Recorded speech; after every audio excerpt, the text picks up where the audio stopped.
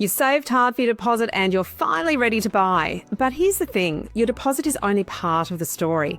There are so many hidden costs that first home buyers forget, and if you don't plan for them, you can completely blow up your budget. Today we're pulling back the curtain on all of those sneaky extras: stamp duty, loan costs, inspections, ongoing bills, even moving costs, so that you can plan properly and avoid nasty surprises. Because when you know what's coming, you'll feel so much more confident making an offer.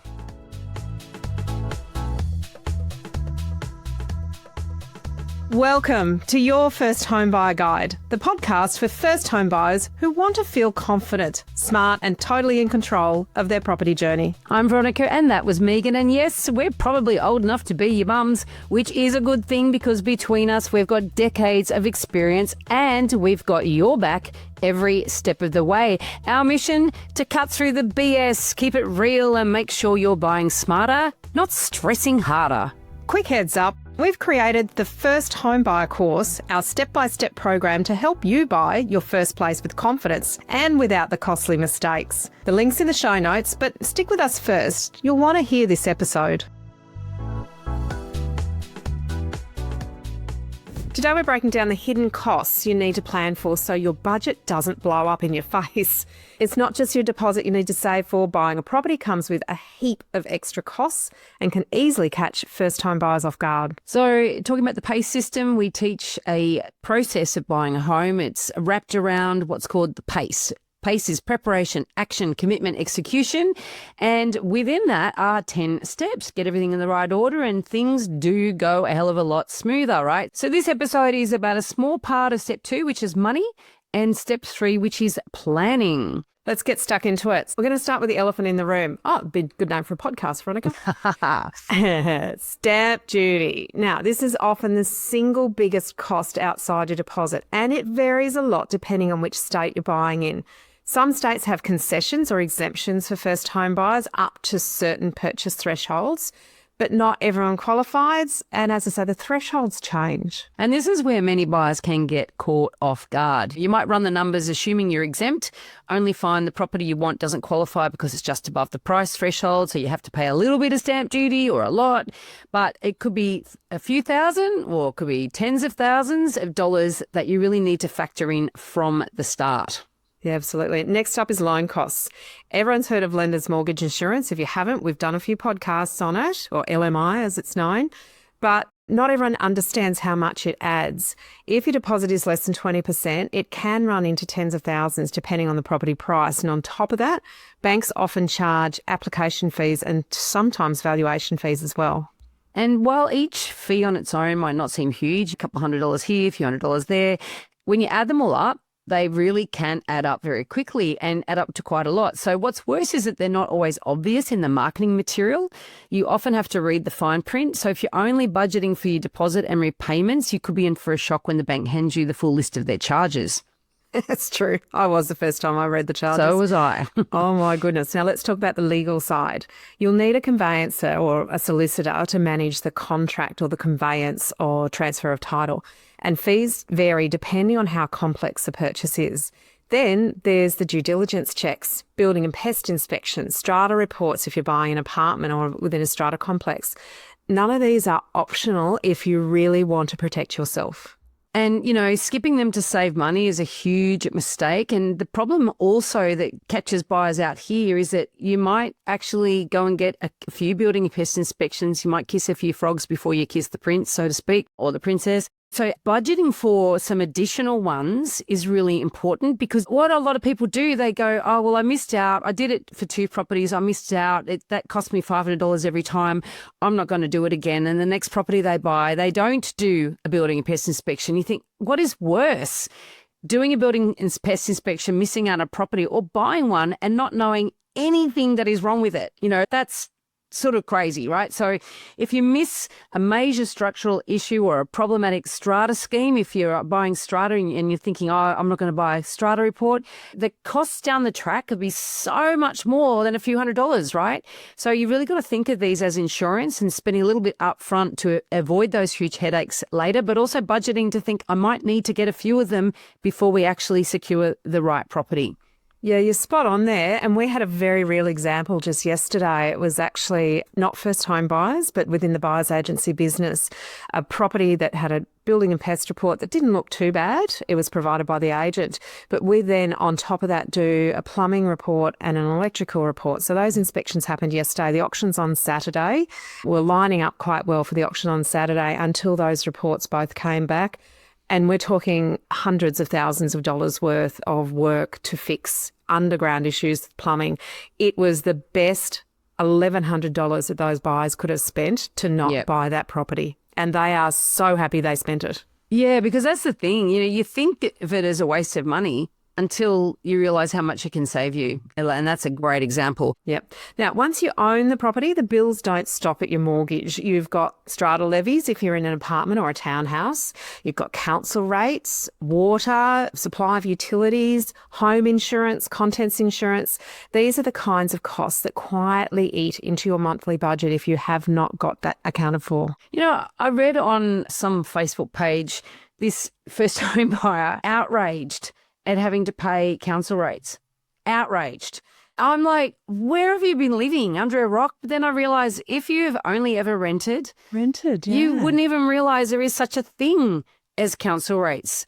And these are the sorts of things that, owning a property require. Like, I think people know strata levies, but they don't think council rates or water rates. The amount of people that say, well, water's free. Why do I have to pay for it? Yeah. If they've never actually had to pay for water usage when they've been renting, they might not necessarily realise that there are things such as water rates. And these are important because this is going to impact your cash flow as you live, right? Many first home buyers will calculate what they can afford based only on their loan repayments. And then when these bills start rolling in, they realise their cash flow is much tighter than they expected. And that's when the financial stress really kicks in, or that, why didn't anyone tell me sort of mentality. And that's what we really want you to learn here. This is, we're trying to tell you so that it's not a surprise after you've made a decision that can't easily be changed. When you own a home, you're responsible for maintaining it. Whereas when you are renting, the landlord or the owner of the rental provider, depending on what state you're in as to what they're called, they're responsible. If the roof leaks, right, and you own the home, you got to get that roof fixed, right? If something, like I had my front wall fall over in the torrential rain that Sydney's had. This wall has been hanging in there for decades, by the way. It was built badly decades ago, and we knew it was dodgy, my neighbour and I, but we did not know until it actually fell over that it actually was built on the ground. There were no footings whatsoever, and we've had so much rain that the wall collapsed. But that is a cost because it's dividing fence act or whatever it's called. It's a shared wall, so that's a cost that we both have to fit that bill. Like if I was living in a rental, that the landlord's got to pay for that, but we've got to pay for it as property owners. And these are things that often people don't recognise, is that properties deteriorate consistently. You've got to be ahead of the game and keep them maintained. So that's an additional cost that a lot of first home buyers really are not prepared for. Yeah, so true. Let's not forget the cost of actually moving in too. Removalists aren't cheap. You might have some friends with utes. Sometimes those utes go missing when it's time to move someone's furniture, and I don't blame those ute owners. Almost always need new furniture or appliances, or just all things like curtains or light fittings that the previous owner maybe didn't leave or just not to your taste. Sometimes there are small renovations or little fixes that you want to do before you move in. And you know what? Some of these are not optional, right? They're part of making the property livable. Too many buyers, I think, stretch to the very limit of their borrowing capacity, and they've got no buffer, no wiggle room left to, buy those blinds that suddenly realise you really need, or buy that furniture, or potentially paint that wall that you suddenly realise doesn't look as good as it did when it was styled because it had these big paintings on it. There's always things that when you move in, you go, oh, I need to address that. And it can take the shine off what would be an exciting milestone. Yeah, it does. And this is why we always say have a buffer. No matter how well you plan, unexpected repairs or delays can actually pop up. Maybe the hot water system dies the week after settlement. You can have an inspection on a hot water system and it works perfectly fine and die the next day. It happens. It's no one's fault. It's just reached the end of its life. Maybe you discover there's a plumbing issue because you didn't actually do a plumbing inspection. Without a buffer, you are immediately under pressure. Yeah. I mean, look, we shared this with a client of ours. We knew the air conditioner in this property didn't work, right? And we just thought it was going to be replacing the unit, the header unit, but actually there was some ducting issues that once we got the air conditioning company in to fix the header unit, they said, "Look, there's actually a few more things that need to be done." And so that's something that we thought we knew, the client that we anticipated for it, but there was a little extra that needed to be paid to get a few extra things done.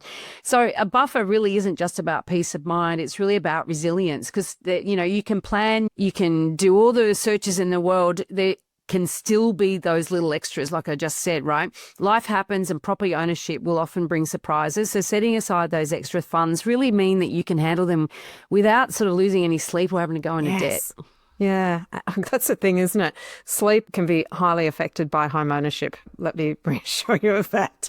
So how do you manage all of this without feeling completely overwhelmed? It might almost feel like, oh, too hard, I don't want to do it at all. The key is to build these costs into your savings target from the beginning. Don't just aim for the deposit. Map out all the additional expenses and set a really realistic goal that covers the lot. Yeah. And look, that way when you're ready to buy, you're not scrambling or borrowing extra at the last minute. Now, this is also a conversation to have with your broker, because there might be a situation to borrow a little extra or put a little less deposit in, or however your loan is structured. Your broker can be really creative with making sure you've got an offset account and how do you set that buffer up but without having to increase your repayments. There's a lot of things here and this is why we talk about in the money bit. Actually, we said at the header of this podcast that this was about money and planning, steps 2 and 3, but in a way, it's also about step 1, because if you choose a really good broker, you will get great advice on this side of things as well. And, in our first home buyer course, we do have checklists and various tools to help you put an exact figure on your true budget so that you can really think about it in advance. It's really important because that clarity will make that whole process a lot less stressful and a hell of a lot more empowering. Oh, I love that, because really that's what we want to do. We want to empower people to make good decisions in a risky environment, because buying a house is risky. But when you know what you need to know, you're a lot more in control. At the end of the day, it's not just your deposit that you need to save. It's the hidden costs that can really make or break your buying journey. If you plan properly, you'll feel confident. You'll be prepared instead of blindsided, and you won't be out the other side going, oh my God, I wish I knew. And you know what? That's exactly what we want for you. Inside the course, we step you through every single step that you need to take, including this thinking about money at the beginning and throughout, but particularly at the beginning, because it's so important to get you prepared. And then you can move to buying your home with confidence, right? So check out the link in the show notes, and we'd love to help you get there. We'd love to meet you every week in Campfire too, because our students can join us and ask specific questions about their search. Too many first home buyers are stressing themselves out and wasting money just by doing things in the wrong order. That's why we created the First Home Buyer course, a 10-module online course with weekly mentoring, where you'll learn exactly what to do and what not to do at every stage. So instead of drowning in Google searches and random advice, you'll feel clear, you'll feel confident, and you'll feel in control. You'll get direct access to us, so you can send through properties you're considering, and we'll tell you if they're worth it. And we'll even help guide you through negotiations. The course is $990, and honestly, it'll pay for itself, because buying without the right guidance can cost you tens of thousands more than the course itself. Quick note, you of course know that nothing in this podcast is to be taken as personal advice. We always recommend getting the advice of an expert in their field who takes the time to understand your personal situation. We've done our very best to ensure that the content is correct at the time of recording, but things change rapidly, so always check with the relevant government authority and your trusted advisors to get the most up-to-date information. Thanks for joining us. If you've enjoyed this podcast, we encourage you to join our Facebook group. It's called Your First Home Buyer Guide Australia, and it's your opportunity to connect with us and ask us your questions, which we will answer, meaning you can make sure that you're not getting led down the garden path. We hope to see you there soon.